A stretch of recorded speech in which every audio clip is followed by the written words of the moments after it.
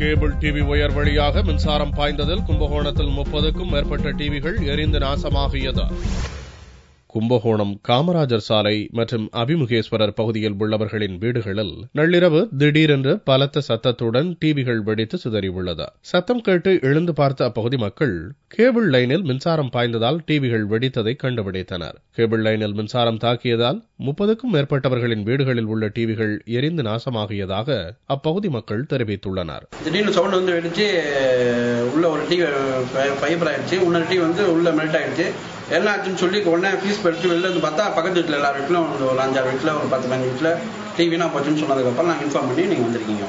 சாயங்காலம் வீட்டில் படுத்துதான் sir TV பார்த்துட்டு இருந்தேன். திடீர்னு ஒரு சவுண்டு கேட்டுச்சு நம்ம டிவியில். அப்போ இங்கேருந்து பார்த்து வெளியில் பார்த்தா வெயிலையும் சவுண்டு கேட்டுச்சு. பக்கத்தில் எல்லா டிவியுமே அதே மாதிரி ஆயிடுச்சுருந்தாங்க. அதுக்கப்புறம் டிவி வைக்கிறாரு.